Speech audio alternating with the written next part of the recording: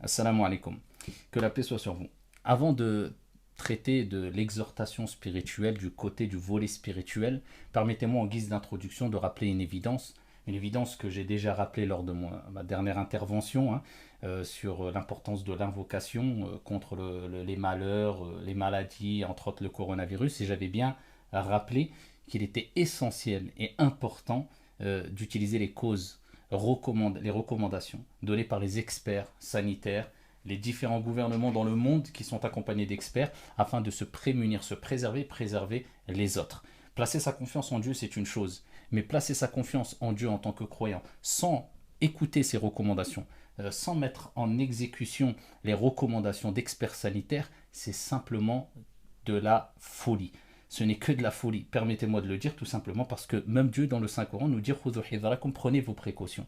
Et prendre ces précautions lors des événements aussi difficiles que ceux que nous vivons, cela relève du bon sens, de la logique, de la maturité, de la responsabilité que toutes et tous devons avoir, et c'est comme ça que nous devons réagir. En se préservant, nous préservons les autres aussi.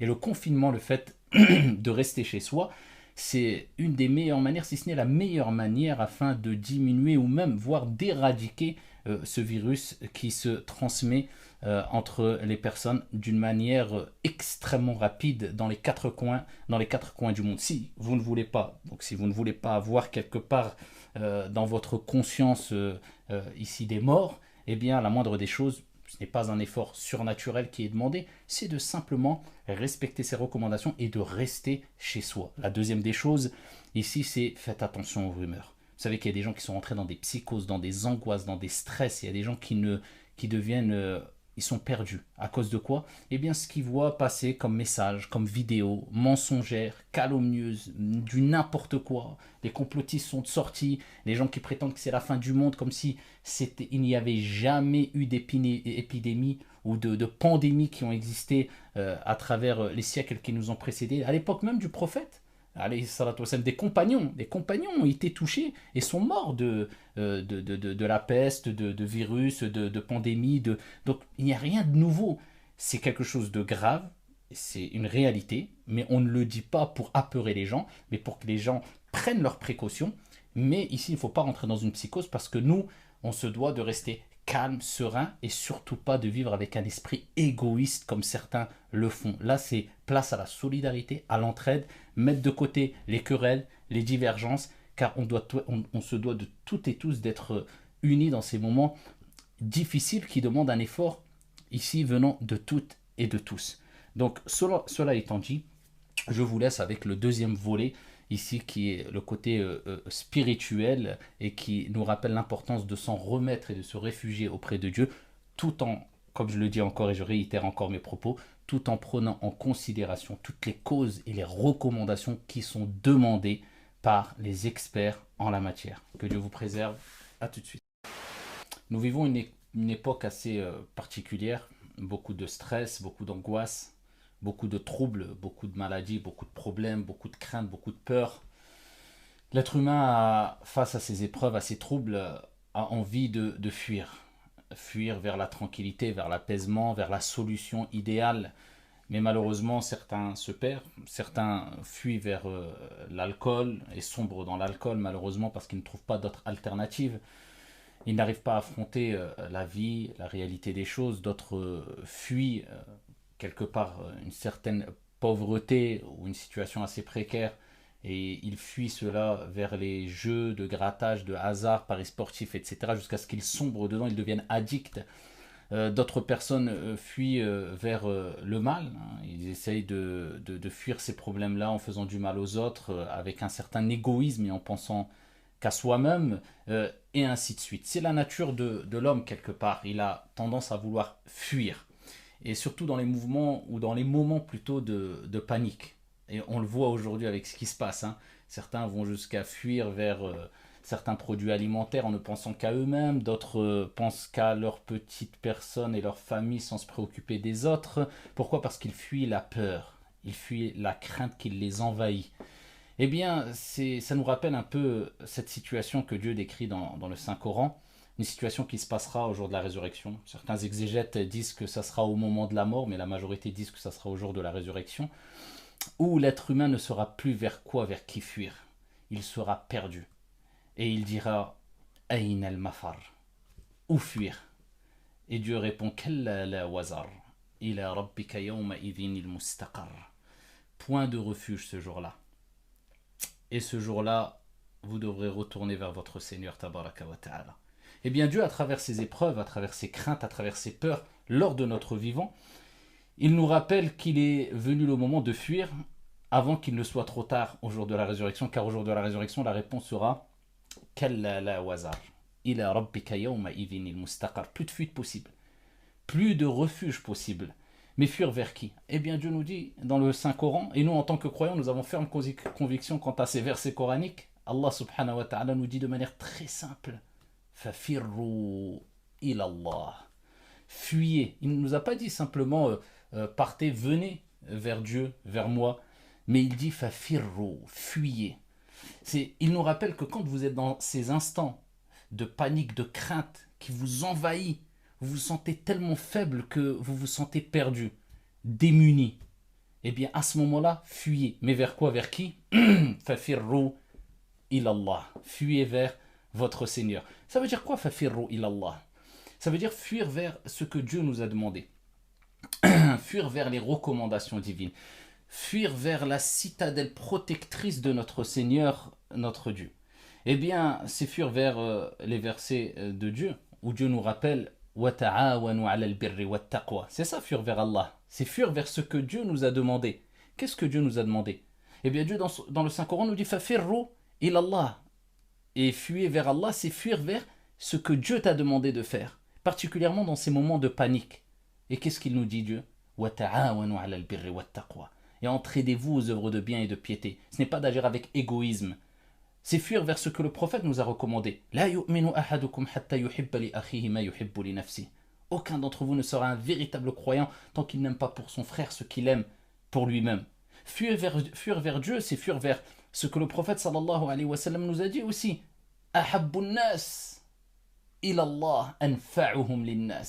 Les meilleurs, les gens les plus aimés auprès de Dieu, ce sont ceux qui sont utiles. Pas pour les croyants simplement, les musulmans, pour les gens. Ceux qui sont les plus utiles pour les autres personnes, pour les gens. C'est encore, on voit le phénomène d'entraide, loin de l'égoïsme, loin de l'individualisme. Eh bien, c'est ce à quoi Dieu nous rappelle. Man kana fi hajati akhihi, kana Allahu fi hajati.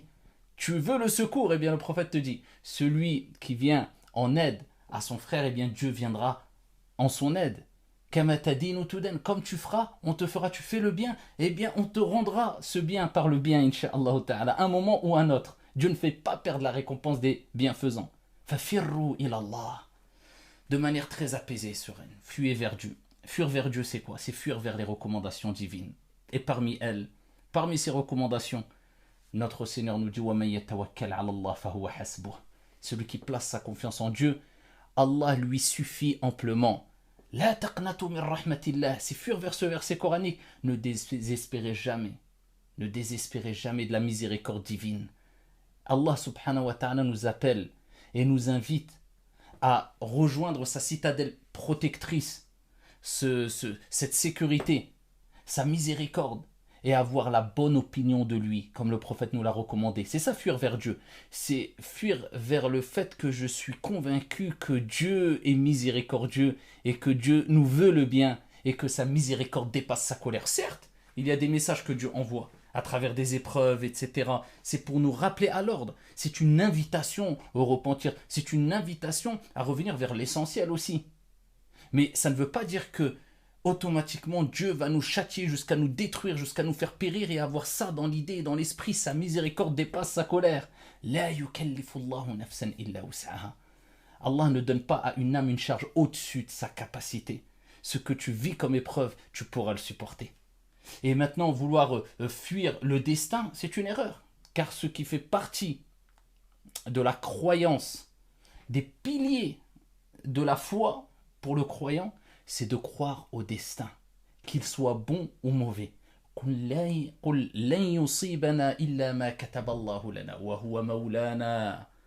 dit rien ne nous arrivera si ce n'est ce que Dieu a décrété, Dieu a écrit, a décidé. Et c'est lui notre protecteur. Et c'est en lui que place leur confiance les gens confiants, les croyants.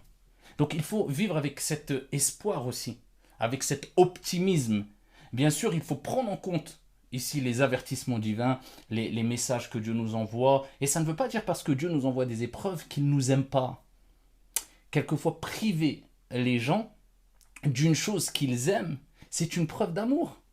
Regardez le comportement des parents envers leurs enfants, qui leur sont chers. Ces enfants sont chers pour les parents. Qu'ils aient 2 ans, qu'ils aient 5 ans, qu'ils aient 10 ans, qu'ils aient 15 ans. Mais par amour, quelquefois, quand l'enfant ne comprend pas, par éducation, par amour, par empathie, par miséricorde, les parents vont lui priver de certaines choses. Que l'enfant aime, que l'enfant chérit, que l'enfant veut garder. Mais c'est le seul moyen pour ramener l'enfant à l'essentiel et qu'il se rende compte des bienfaits qui lui sont à disposition et qu'il négligeait, qu'il banalisait. Afin que l'enfant soit éduqué, afin que l'enfant prenne conscience des choses. Eh bien, eh bien notre Seigneur Tabaraka wa Ta'ala, sachez qu'il est plus miséricordieux envers ses serviteurs que ne l'est la mère envers un enfant. Et Dieu, quelquefois, nous prive de choses pour nous rappeler à revenir à l'essentiel. Cessez de banaliser les bienfaits. Regardez, aujourd'hui, nous sommes privés de beaucoup de bienfaits. Bienfait de la liberté, on ne peut pas sortir comme on veut. Et on ne donnait aucune importance à cette liberté, c'est quelque chose de banal. Bienfait de la nourriture, les gens, regardez, sont dans une certaine panique. Vais-je avoir assez de nourriture, de provisions? Ne vous inquiétez pas. Allah Jalla wa ala huwa ar-Razzaq. Notre Seigneur, c'est le pourvoyeur. Eh bien, ici, on se rend compte du bienfait de la nourriture. Certains commencent à mesurer, à faire attention. Ah, faut pas trop gaspiller. Vous voyez? On pensait que ça touchait que des gens qui étaient loin et que ça ne toucherait pas nos propres petites personnes. Et ça nous permet aussi de ne pas oublier ceux qui vivent ça depuis des mois, des années. Bien qu'on y pense, je ne dis pas cela. Mais quelquefois, il est bien qu'on soit privé de choses dont d'autres personnes sont privées depuis longtemps pour se rendre compte de ce que vivent d'autres personnes. Regardez combien de bienfaits dont on est privé aujourd'hui. Les mosquées sont fermées. Eh bien, ici, comme il est dit, La ya'rifu qadra ni'mah illa man faqadaha. On ne connaîtra la valeur d'une chose vraiment, de cette valeur, on lui donnera vraiment de la valeur à cette chose que lorsqu'on la perdra. Et Dieu nous rappelle aussi quelque part que l'adorer, ça se mérite, c'est un honneur, c'est pas une corvée. Vous avez vu, quelquefois, on a tendance à se plaindre quand on s'occupe, je sais pas, de l'entretien d'une mosquée, ou je parle pour moi le premier, hein, ou alors de s'investir pour faire le bien aux gens, ou bien, eh bien quand on est privé de ce bienfait d'aider autrui, de pouvoir aller à la mosquée pour d'autres personnes, d'autres confessions, d'autres choses aussi, hein, eh bien c'est à ce moment-là on se rend compte, on se dit ah ouais, c'était quand même un sacré bienfait. Mais il a fallu qu'on en soit privé pour s'en rendre compte. Donc c'est un message, c'est un bien quelque part. Sinon on serait perdu, on serait noyé dans la banalisation des choses. Et on ne cesse de le dire. Et c'est pour ça que c'est un grand bien. Je pense que c'est un des plus grands biens. C'est pour cela que lors des épreuves, particulièrement les épreuves que vivent beaucoup de gens, hein, particulièrement aujourd'hui, la maladie. Eh bien, si on n'était pas malade, comment voulez-vous qu'on se rende vraiment compte du bienfait de la santé? Et Dieu nous dit, le prophète sallallahu alayhi wa sallam nous dit, Ni'matan, 2 grands bienfaits dont beaucoup de gens sont ignorants, insouciants, se font avoir, sont négligents. As-sihhat wal faragh, la bonne santé, et ici, le temps libre. Donc ici, c'est des messages divins. Il ne faut pas le prendre comme ce qui nous arrive dans la vie, comme impérativement une colère divine qui s'abat pour nous détruire. Ça peut être dû à une punition divine ou une colère, mais cette colère est toujours accompagnée de miséricorde et de bien. Ça, il faut le savoir. Dieu ne nous veut pas du mal. Dieu nous veut du bien. Ça, il faut le comprendre. Et c'est pour cela que Dieu, je terminerai avec ça, quand il parle des épreuves dans le Saint-Coran, et tout le monde vit des épreuves, musulmans, non-musulmans, agnostiques, athées, chrétiens, juifs, peu importe. C'est ça, c'est comme ça. La vie, elle est comme ça. Et c'est ce qui nous renforce, c'est ce qui nous permet d'aller plus loin, c'est ce qui nous permet d'avoir plus d'expérience, etc. Eh bien, Dieu nous dit وَلَنَبْلُوَنَّكُمْ بِشَيْءٍ مِّنَ الْخَوْفِ.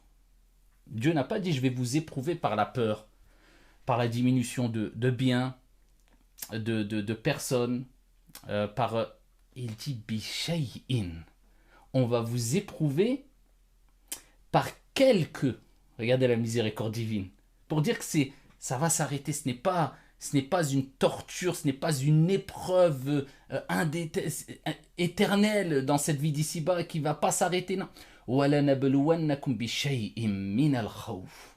On va vous éprouver par quelques, pas par la peur, quelques peurs, c'est limité, vous inquiétez pas. بِشَيْءٍ مِّنَ الْخَوْفِ وَالْجُوعِ.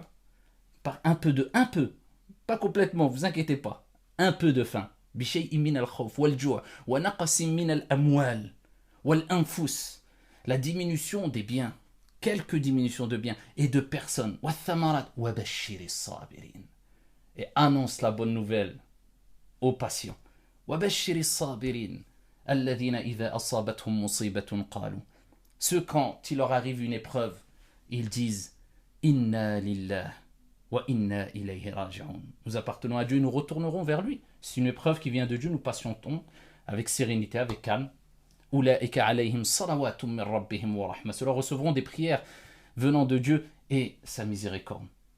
Ulaika alayhim salawatun min rabbihim wa rahma wa ulaika humul muhtadun. Et ceux-là sont les bien guidés. Donc abshiru ayyuhal akhyar, patientez, wahtasibu, espérez la récompense divine. Soyez solidaires, ne soyez pas égoïstes. Sérénité, revenir vers l'essentiel, ne plus banaliser les choses, revenir vers notre Seigneur Tabaraka wa Ta'ala avec un repentir sincère et reconnaître notre faiblesse. Que Dieu vous préserve. Assalamu alaikum.